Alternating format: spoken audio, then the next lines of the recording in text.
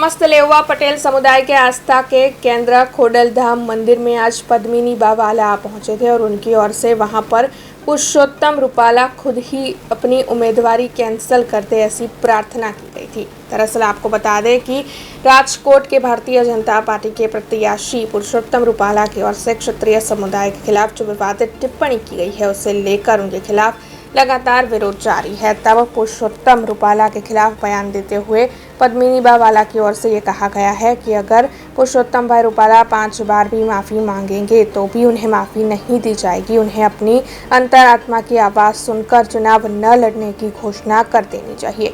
हालांकि कल क्षत्रियों का महासम्मेलन आयोजित होने वाला है जिसमें गुजरात के अलावा राजस्थान से भी क्षत्रिय अग्रणी पहुंचने वाले हैं। तब पद्मिनी बावाला का ये कहना है कि कल के सम्मेलन में जो फैसला लिया जाएगा उसके ऊपर से ही क्षत्रिय समुदाय आगे की रणनीति तय करेगा। इस वक्त के लिए तो खोडलधाम में मां खोडल के पास पद्मिनी बावाला की ओर से झोली फैलाकर ये प्रार्थना की गई है कि पुरुषोत्तम रूपाला खुद ही चुनाव लड़ने से इनकार कर दे। आज हूँ આપણે ખોડલધામ આવી છું અને માતાજીને ખોડો પાથરીને મેં પ્રાર્થના કરી છે કે ક્યાંક ને ક્યાંક જે રૂપાલાભાઈએ અમારી સ્વાભિમાન ઉપર ઠેસ પહોંચે તો ક્યાંક ને જે પહોંચાડી છે તો એમને ક્યાંક ને ક્યાંક એવું થાય કે હું જે મેં આ અભદ્ર ટિપ્પણી કરી છે ને હું પાછો વળી જાઉં તો ક્યાંક ને ક્યાંક પણ અમને એમ થશે કે ના રૂપાલાભાઈને હજી પણ એક અફસોસ થયો છે અને એક પગથિયું પાછળ હટી ગયા છે તો ક્ષત્રિય સમાજમાં એમનું માન જળવાઈ રહેશે। માફી ભલે ને માફી તો અમારે આજે નથી દેવાની ને કાલે પણ નથી દેવાની।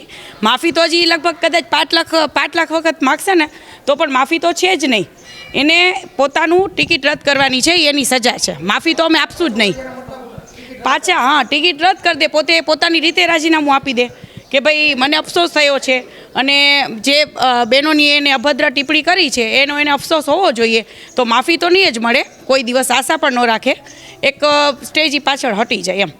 જી ના, બસ મેં કીધું ને કે જે માતાજીના પ્રાગટ્યમાં મેં ખોડો પાથરીને પ્રાર્થના કરી છે કે ક્યાંક ને ક્યાંક રૂપાલાભાઈને મનથી એવું થાય કે હું એક સ્ટેજ પાછળ हटी जाऊँ। हमसे जुड़े रहने के लिए हमारे YouTube चैनल को सब्सक्राइब करें और नई वीडियो की नोटिफिकेशन के लिए बेल आइकॉन को दबाएं।